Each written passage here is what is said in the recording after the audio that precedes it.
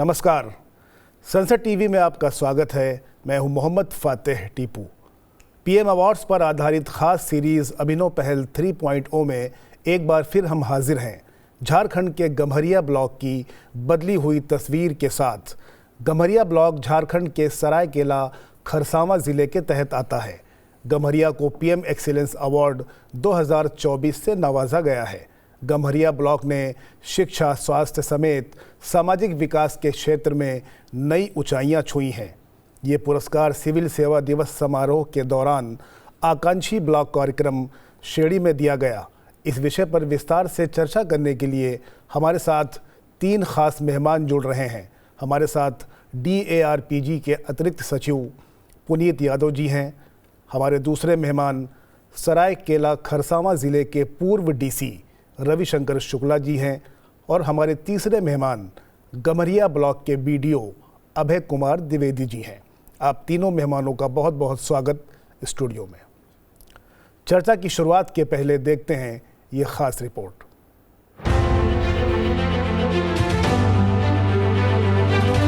Gamharia block was identified as an aspirational block, and one of our first strategies was introducing Night Chopper, a community forum to bridge the gap between the public and administration.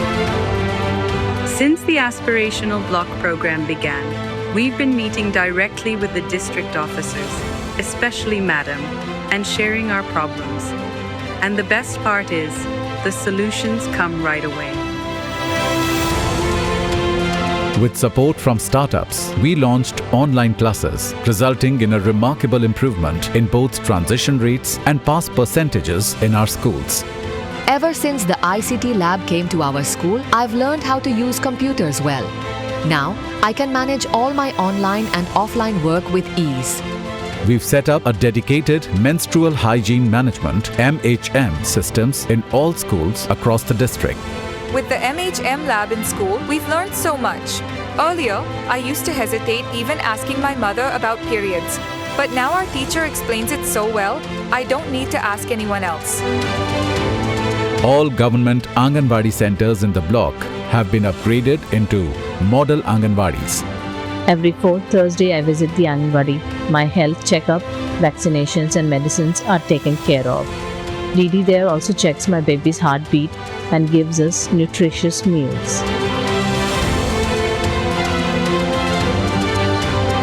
We've issued 100% soil health cards to farmers. As a result, we have seen a notable rise in crop yield. Before soil testing, we used fertilizers blindly. Now we know exactly what nutrients our soil needs, and that's increased both our yield and annual income. Self-help group members have started duck farming and poultry farming, which has strengthened their economic condition and inspired others in nearby villages to become self-reliant. We started a hatching center with our group for ducklings and chicks. Our poverty is now behind us, and our earnings are steadily growing. Through the Aspirational Block Program, CSC centers are now ensuring that all public services are accessible right at the Panchayat Bhavan. Today, every household in Gamharia receives clean drinking water through functional tap water connections. We have also achieved 100% target completion under the PM Awas Yojana for housing. Gamharia is now among the top performing blocks in the country.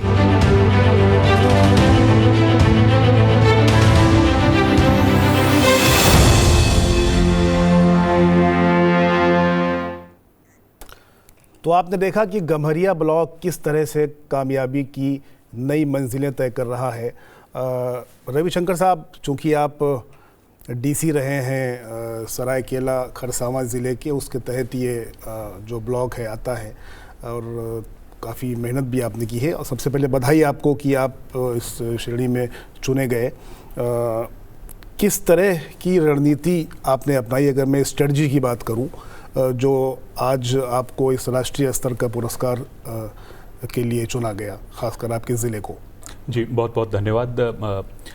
मूलतः नीति आयोग के द्वारा जो आकांक्षी प्रखंड कार्यक्रम की रूपरेखा तैयार की गई थी, उसमें सबसे अच्छी जो बात थी वो चिंतन शिविर के आयोजन से प्रारंभ करते हुए और सभी स्टेक होल्डर्स का एक प्रकार से इनपुट प्राप्त करना और उसके आधार पर ब्लॉक डेवलपमेंट स्ट्रेटजी बनाना। और हम लोगों ने यह सुनिश्चित किया कि चिंतन शिविर समावेशी हों, horizontally as well as vertically.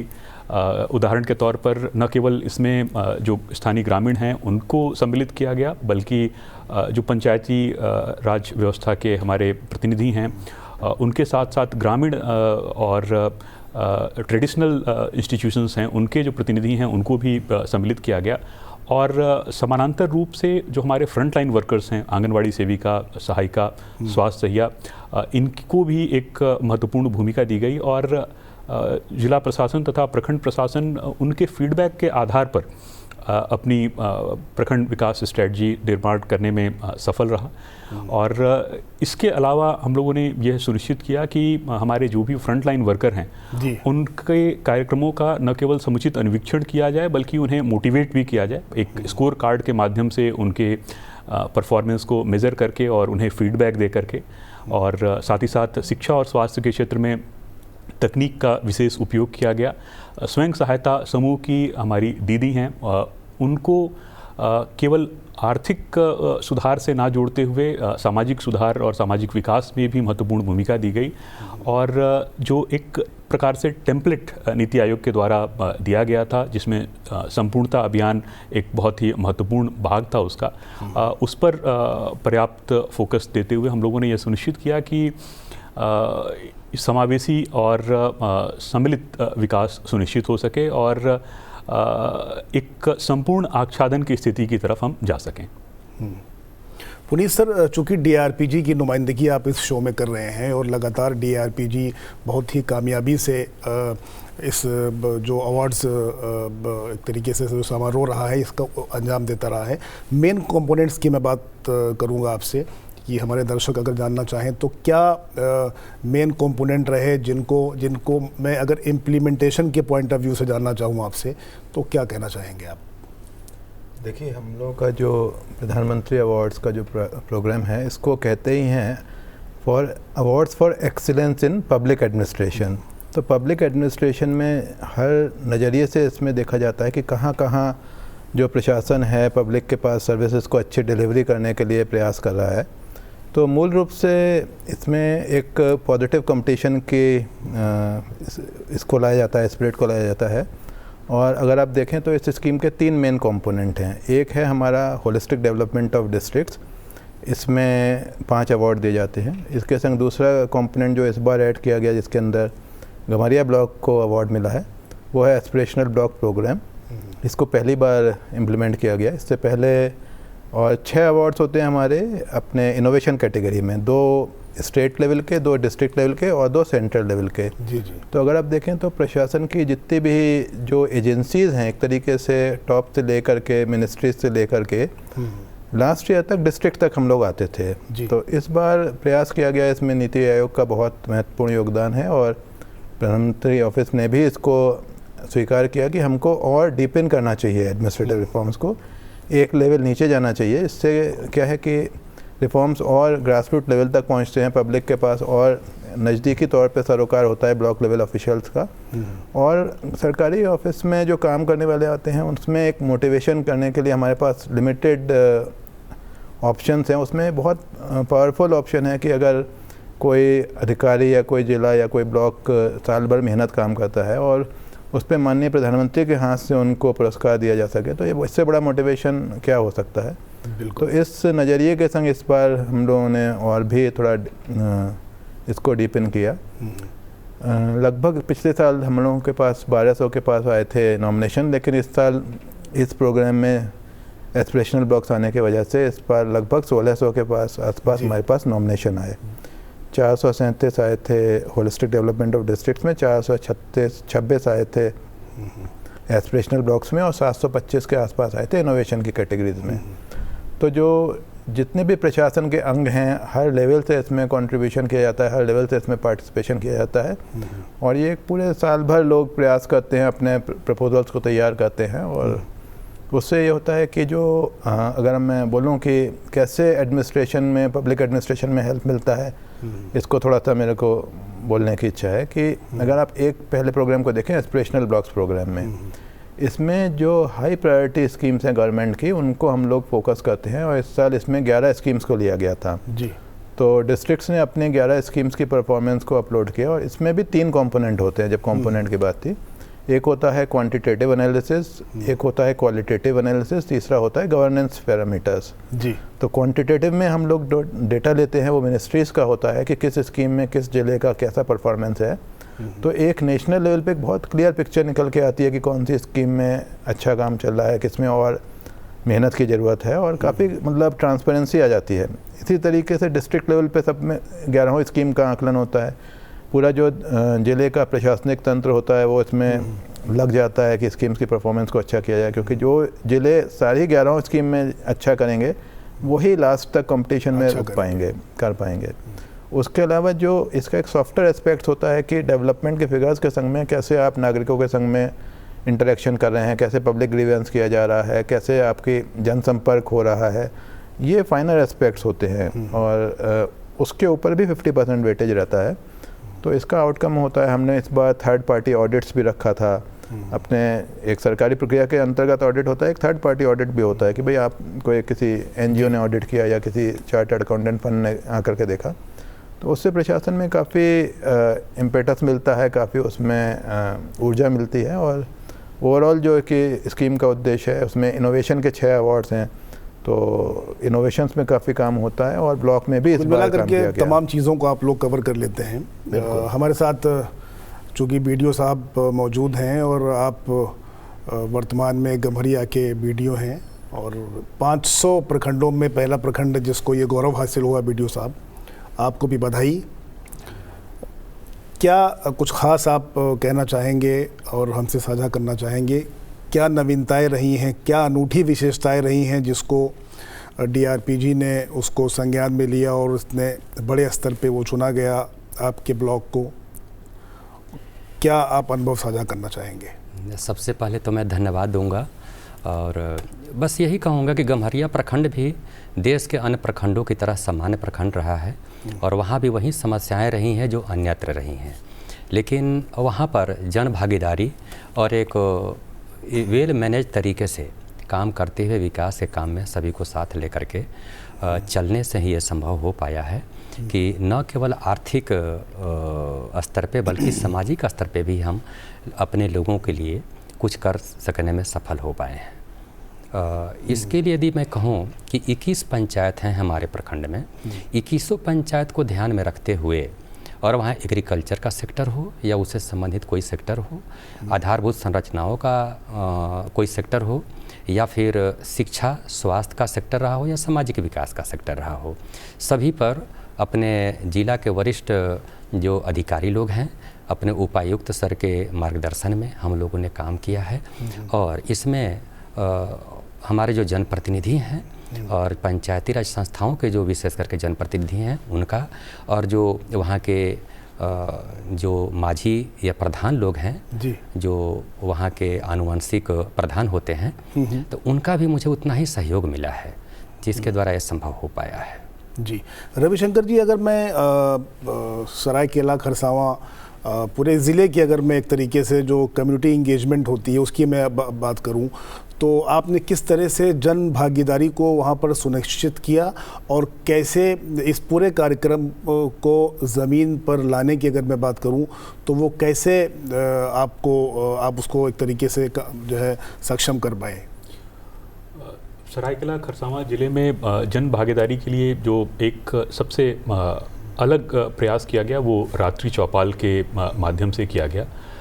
रात्रि चौपाल एक प्रकार से इनफॉर्मल गैदरिंग और डिस्कशन का एक प्लेटफॉर्म प्रोवाइड करता है जहां हम सभी नागरिकों से न केवल संवाद स्थापित करते हैं बल्कि एक प्रकार का गुडविल जनरेट करने का भी प्रयास करते हैं। और वो केवल ऐसा नहीं है कि प्रशासनिक कार्यक्रम की तरह उसका आयोजन किया जाता है, वो एक प्रकार से सामाजिक कार्यक्रम के रूप में हम उसका आयोजन करते हैं। और उसमें खास करके संध्या के समय लोग जुटते हैं, तो वो एक ऐसा मैकेनिज़्म है जिसके माध्यम से हमें फीडबैक भी मिलता है, और अगर हमें किसी प्रकार के सहयोग की आवश्यकता लोगों से होती है तो वो भी प्राप्त हो सकती है। और इस रात्रि चौपाल के माध्यम से कम्युनिटी ऑनरशिप इंश्योर करने में हमें सफलता प्राप्त हुई, और ये पब्लिक लेड डेवलपमेंट इंश्योर हो सके, इसमें हमें इसके माध्यम से सहयोग मिला। और ये एक रेगुलर फीचर रहा अन्य प्रखंडों में भी, और विशेष करके जो हमारे आकांक्षी प्रखंड थे वहाँ पर।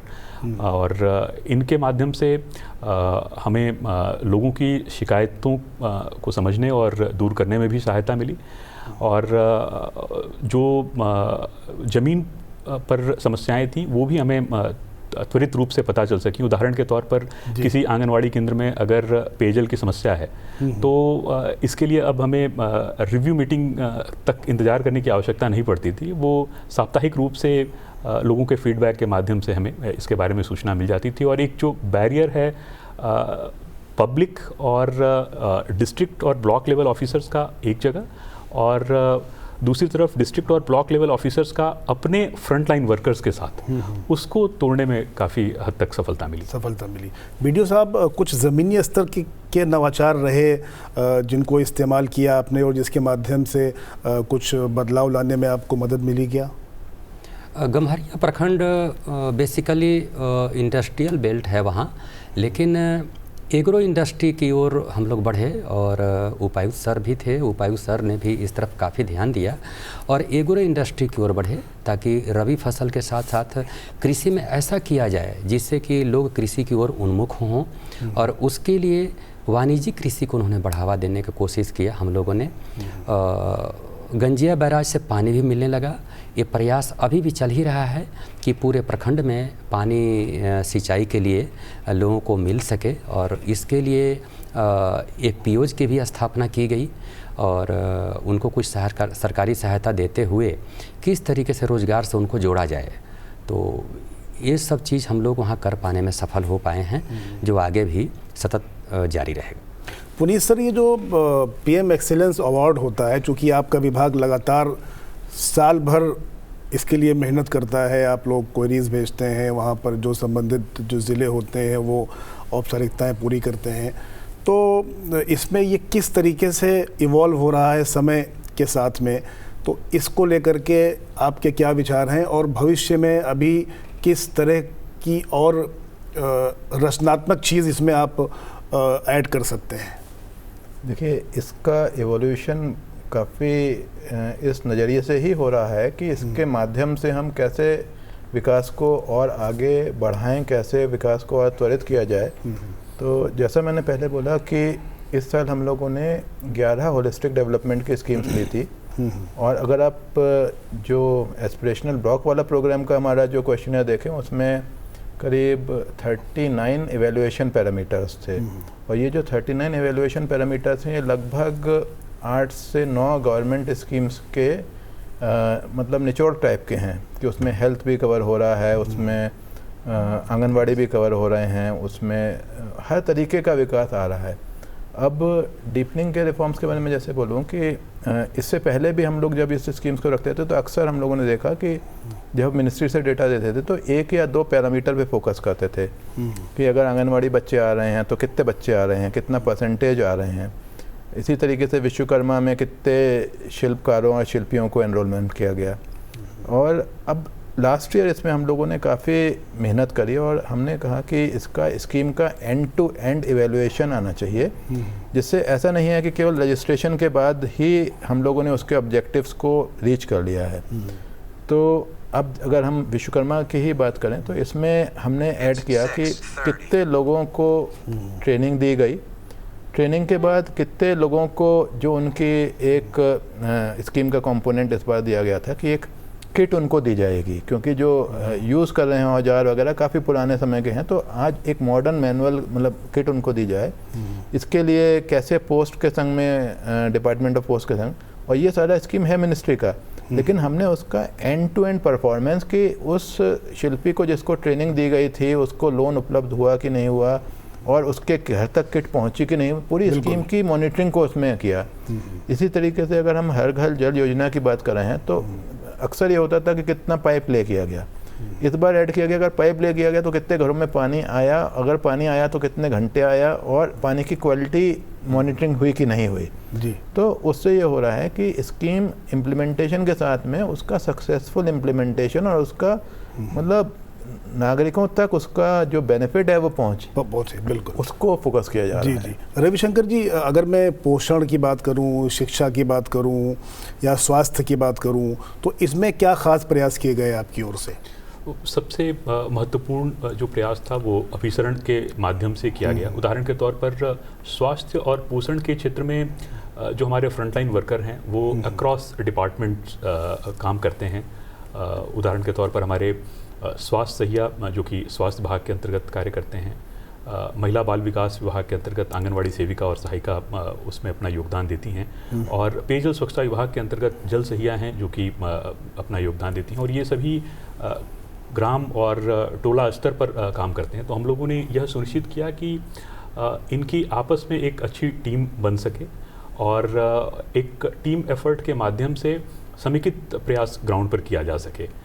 इसके साथ साथ हमने तकनीक का भी उपयोग किया, क्योंकि हमारे आंगनवाड़ी केंद्र इस पूरे प्रयास के लिए सबसे ज़्यादा महत्वपूर्ण थे और केंद्र में थे, तो उनको हमने रिनोवेट कराया। इसमें CSR का सपोर्ट तथा डिस्ट्रिक्ट, स्टेट और सेंट्रल गवर्नमेंट के जो फंड्स हैं उसका उपयोग किया गया, और ये सुनिश्चित किया गया कि हमारे आंगनवाड़ी केंद्र जो हैं वो मॉडल बन सकें। वहाँ पर हम डिजिटल हीमोग्लोबिन मीटर का उपयोग सुनिश्चित कर सकें ताकि VHSND में सभी महिलाओं और बालिकाओं के हीमोग्लोबिन की जांच हो सके और उसके बेसिस पर डायग्नोज करके पोषण से संबंधित तथा हाई रिस्क प्रेगनेंसीज का भी टाइमली आइडेंटिफिकेशन हो सके। हमने एक डिजी निदान के अंतर्गत कार्यक्रम चलाया सॉफ्टवेयर बेस्ड, जिसके माध्यम से जो भी हाई रिस्क प्रेगनेंसीज थी उसको एक डैशबोर्ड के माध्यम से हम ट्रैक कर सकते थे और ये सुनिश्चित करते थे कि उन्हें समुचित सुविधाएं उपलब्ध की जा सकें।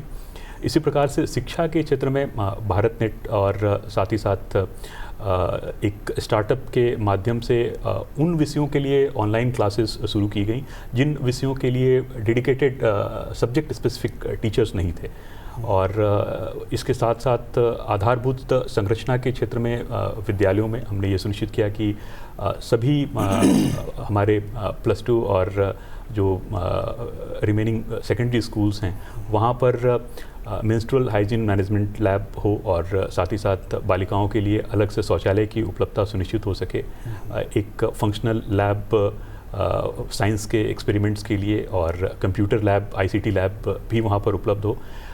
इन सब का परिणाम ये रहा कि ट्रांजिशन रेट और उसके साथ साथ जो हमारा पासिंग परसेंटेज है +2 का और सेकेंडरी का वो काफ़ी इम्प्रूव हुआ, और आगे आने वाले समय में और बेहतर करने के लिए लोगों को प्रेरणा मिली। उदाहरण के तौर पर हमारे जो स्टेक होल्डर्स हैं, पेरेंट्स या फिर टीचर्स, उनको भी ये लगा कि एक ओनरशिप वो इस पूरे कार्यक्रम का अपने ऊपर लें, और उन्होंने जो लीडरशिप दिखलाई उससे कॉन्सिक्वेंटली हमें भी ये प्रेरणा मिली कि अगर उन्हें किसी प्रकार की समस्या आ रही है तो हम उसका ससमय समाधान कर सकें। जी BDO साहब, इस पूरे कार्यक्रम के दौरान जो स्थानीय निकाय हैं, ग्राम पंचायत हैं या ग्राम सभाएं हैं, उनका क्या योगदान रहा? हमारे जो स्थानीय निकाय, पंचायती राज संस्थाओं से जुड़े जो भी प्रतिनिधि रहे, महीना में हमेशा उन लोगों का पहले से भी आना जाना रहा है, एक परस्पर सहयोग की भावना रही है। उसके साथ ही साथ प्रखंड के जो हमारे कर्मी हैं, चाहे मनरेगा के हों या सेल्फ हेल्प ग्रुप से जुड़े हुए हमारे नागरिक हों या फिर पंचायत सचिव हों, इनके माध्यम से अपने सभी नागरिकों के हमेशा हम संपर्क में बने रहते थे।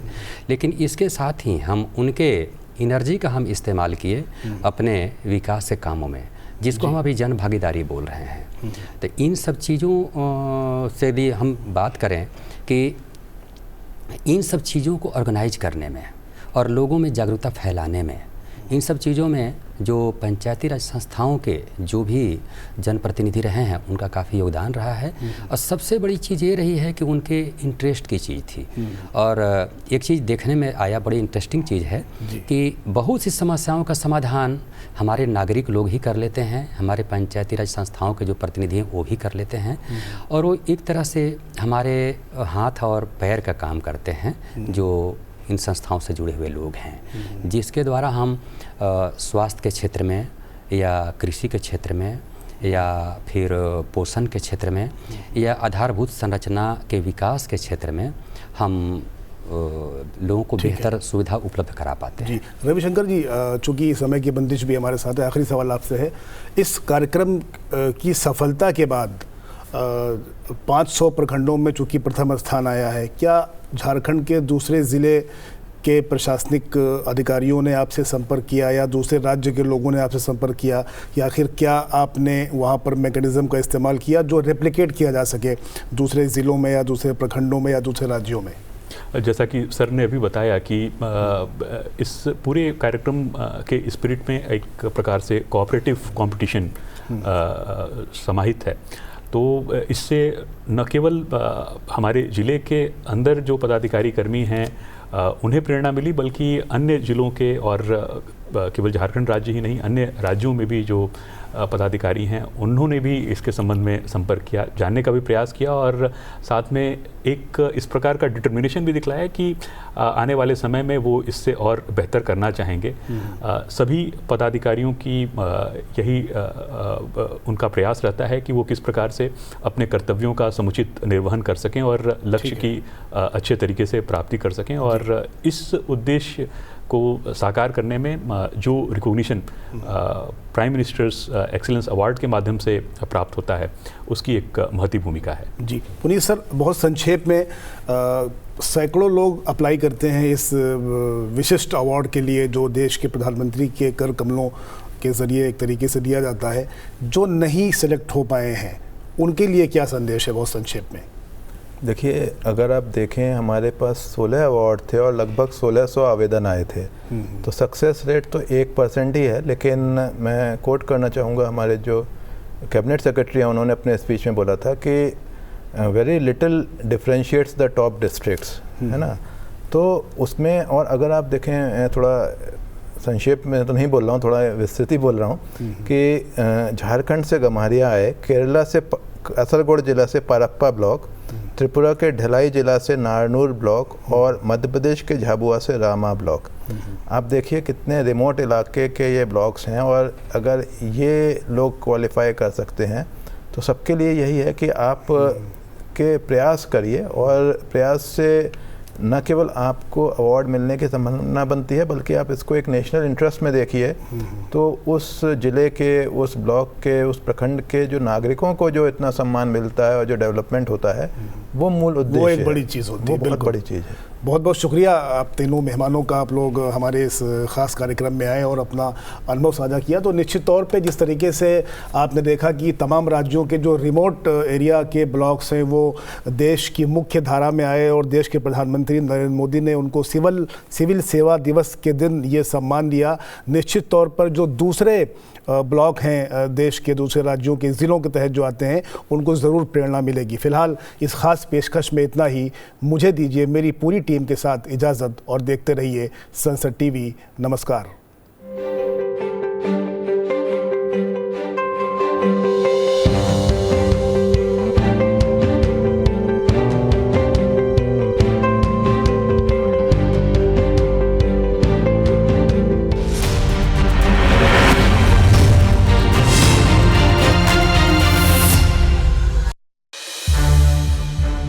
संसद टीवी के और भी प्रोग्राम्स देखने के लिए सब्सक्राइब करें हमारा YouTube चैनल और हाँ, इन्हें लाइक और शेयर करना ना भूलें।